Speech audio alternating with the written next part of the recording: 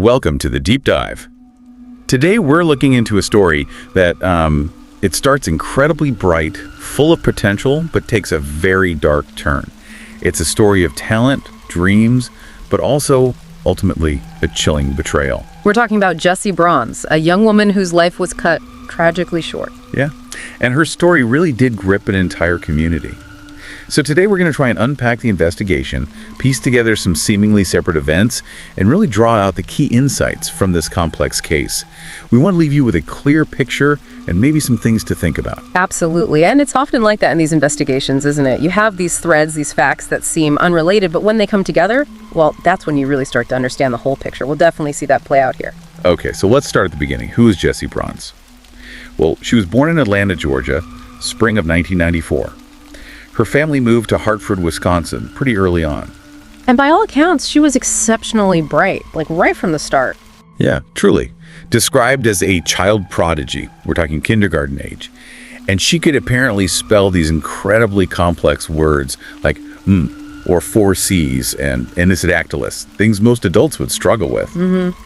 But it wasn't just academics, and that's what's really striking. She was a natural musician, started piano, violin really young, loved singing, dancing, acting.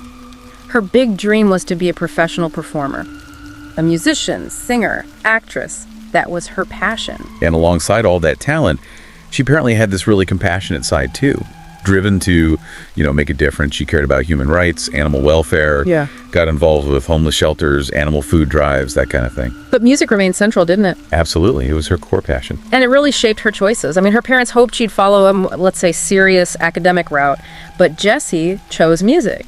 She even quit a part-time job waitressing in college to start her own music teaching class. Wow. How did that go? Incredibly well, actually. She got 26 students in just 2 months, had this huge ambition, wanted to teach 1,000 kids a year. Her friend Jacqueline said Jessie was just always playing piano, always singing, even doing other things. Music just poured out of her. It sounds like it was more than just a job for her. It was a calling. She genuinely believed music could connect people, maybe even change the world. That's a powerful vision. Definitely. Okay, so let's move forward to the summer of 2013. This is Jessie's first break from college. Lots of friends are back in Hartford. Right. And one of those friends was Daniel Barthel. He was 19, a talented violinist himself, and they had a history. He was Jessie's former boyfriend. Tell us about that relationship. Well, they met back in 9th grade, bonded instantly over shared interests, especially in music, obviously. They dated for about 4 months. But even after breaking up, they stayed really close friends, kept making music together. So Daniel comes back to Hartford that summer. He'd actually dropped out of college to pursue music himself. And naturally, that close bond with Jessie, it kind of rekindled. Not necessarily romantic, but that deep friendship and musical connection was definitely strong again. And it wasn't just friendship blooming, right? Their musical dreams were taking off, too. Exactly. Both of them auditioned for local theater shows and got parts. Daniel was in Bye Bye Birdie, and Jessie landed a role in Fiddler on the Move. It sounds like they were really thriving that summer. So, July 14th, 2013, the night of Jessie's performance in Fiddle on the Move. Yeah, by all accounts, it was a perfect show. Jessie was apparently just radiant on stage. The audience loved her. The director loved her. A really high point for her. That turned out to be her final performance. Tragically, yes. And what happened later that night adds another layer of, well, unease. Right, the cast party after the show. Jessie told her mom, Joy, about something that happened there that made her really uncomfortable. She said 2 men had propositioned her. One even apparently dragged her onto his lap. She felt deeply uneasy about it. Understandably. And she wrote about it in her diary that night. It's quite chilling, actually. She wrote, "I think I'm getting damaged. I think some boys play with love. They make love a competition." Wow. That's heavy. It is. But she also added something that shows her strength, It's not that I don't have help, but I will face problems without fear. May God be by my side. It's this mix of vulnerability and resilience. So the next morning, July 15th, it starts out completely normal. Yeah. Jessie's dad, Buck, leaves for work around 8 a.m. Her mom, Joy, is home for a bit, doing normal morning things, making breakfast, ironing. She even went into Jessie's room with some clean clothes, saw Jessie still asleep, then Joy left for work too. Just a regular Monday morning. Exactly. Until noon, Joy comes home for lunch, and the house, it's quiet. Too quiet. How so? Well, usually during the break, Jessie would be up, music would be playing, piano, singing, just her presence would fill the house. But that day, silence. It was immediately wrong. And then Joy went to check on Jessie. Yeah. She tried to wake her, but no response. Went into the room, touched her daughter. Jessie was cold. Oh, God. Joy panicked, called 911 immediately. Police and paramedics arrived. But it was too late. Jessie Braunsett, 19 years old, was pronounced dead. Her father, Buck, got home later to find police tape up his house a crime scene. Couldn't even go into her room. He spoke later about the heartbreak of not getting to say goodbye, not even one last hug. Just devastating. Absolutely awful. And the police knew right away it wasn't natural cause. Oh yeah, the signs were clear. Strangulation marks on her neck looked like they were from a rope. Similar marks on her wrists. Minor bruises on her inner arms. And there was something else odd, wasn't there? About her body. Yes, very odd. Her hair, her body, her clothes, they were all wet. Police immediately theorized the killer might have tried to wash her body, maybe to remove evidence, before putting her back in bed to make it look like she died in her sleep. Chilling. And crucially, no sign of forced entry. None at all. Which pointed investigators straight towards someone Jessie knew. Someone she would have let into the house. So naturally, they looked at the guys from the party first, the ones who made her uncomfortable. Right. Police talked to the theater manager, identified the two men, questioned them, but both had solid alibis, cooperated fully, they were cleared. So the police are looking for someone Jessie knew, but their initial leads dried up. Exactly. But then, this is where the story takes a sharp turn. Just as Hartford police are investigating Jessie's murder, something seemingly unrelated happens just 3 days earlier, July 12th, in Richfield, a nearby town. What happened there? A woman named Marissa Hadley was attacked while jogging in a park. Attacked how? She noticed a man following her. She confronted him and he tackled her to the ground. She fought back hard. He had a knife. She actually grabbed it, cutting her hand badly in the struggle. Wow, brave. Incredibly. And then the attacker did something really strange. After she fought him off, he just asked, "Can I go now? Can you let me go?" Then he ran off, got into a blue Dodge Caravan minivan, and fled. Can I go now? That's bizarre. Very bizarre. But Marissa, despite the trauma, gave the police an incredibly clear description of him. Male, 18, 20 years old, about 6'2", 210 pounds, blonde hair, white, wearing plaid shorts. That's very specific. Did they get anywhere with that? They put out a sketch, but leads were initially scarce. It just shows, even with a great description, it's not always immediate. But there was a break, right. Something about the minivan. Pure luck, almost. A patrol officer in Richfield remembered seeing a blue Dodge Caravan parked in that same park about a month earlier. Just a routine observation, but he'd noted down the license plate. Wow. That's amazing police work. Or luck, or both. Both, probably. And that one detail cracked the Marissa Hadley case wide open. The plate led to a middle-aged couple, but their 19-year-old son had borrowed the van that morning. Let me guess his description. You got it. 19 years old, 6'2" pinning, around 200 pounds, a near-perfect match to Marissa's attacker. And his name? Daniel Bortell. Daniel Bortell. Jessie's friend, former boyfriend, was at her house mourning with the family. Exactly. Picture the scene. Daniel is there at Jessie's house, sharing memories, grieving with everyone, and his phone rings. Who was it? The Richfield police. Yeah. Calling him about the Marissa Hadley assault. Did anyone there know? No idea. Jessie's mom, Joy, completely unaware of the other case, just innocently asked who called. Daniel just said, the police. And Joy, thinking it was about Jessie's case, just told him, go talk to them. Police later noted how calm he seemed on that call. Unusually calm. So Daniel goes to the Richfield police station. He does. And right away, the police there found it suspicious he didn't even ask why he was being called in. That's unusual. Red flag number one. Definitely. During questioning, Daniel mentions he just came from Jessie's house. Now, the Richfield police knew about Jessie's murder, so they asked him about it. And what did Daniel say? He said Jessie had been murdered and raped. Raped. Exactly. That detail, the rape, was not public information yet. The autopsy results weren't back. Only the killer and the police working Jessie's case directly would know that. So that was it. He basically implicated himself right there. Pretty much. That slip made him an immediate prime suspect in Jessie's murder, not just Marissa's assault. It's that kind of specific, non-public detail that investigators latch onto. Okay, so what about his story for the Marissa attack? Did it hold up? Not at all.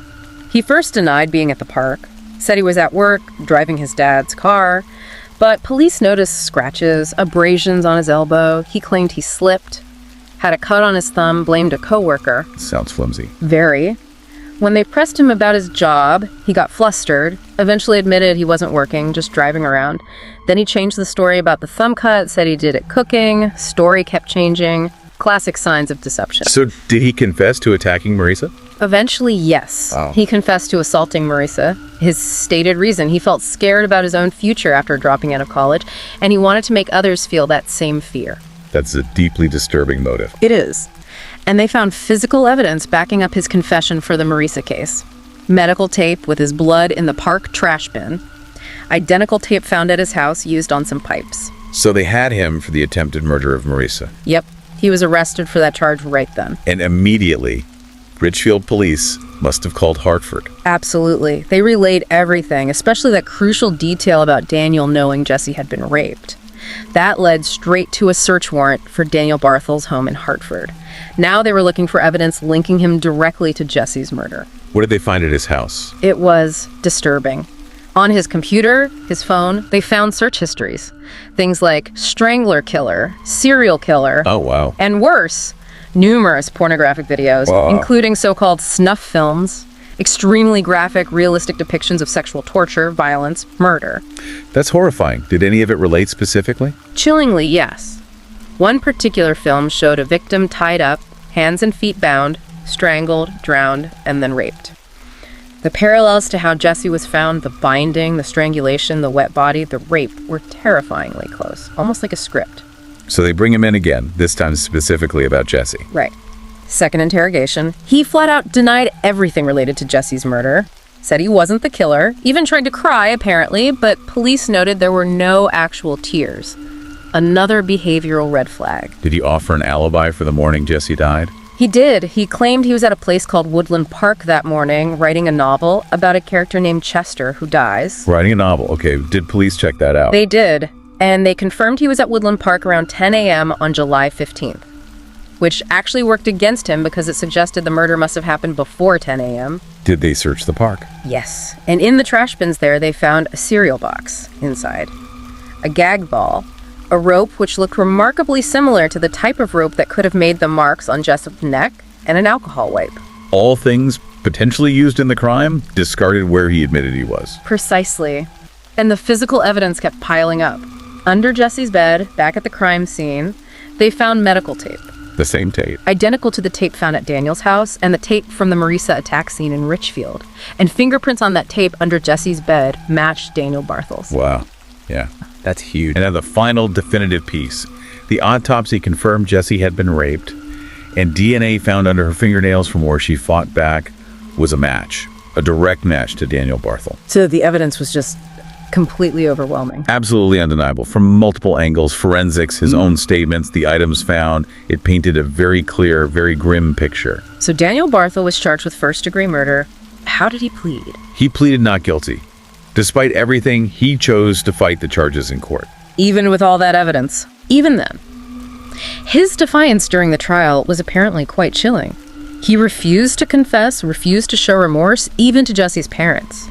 People who had known him, cared for him, initially couldn't believe he was capable of it. What did he say in court? He actually told Jessie's parents directly something like, "Even though I am handcuffed and wearing a prison uniform today, these things do not make me admit guilt because I am not guilty."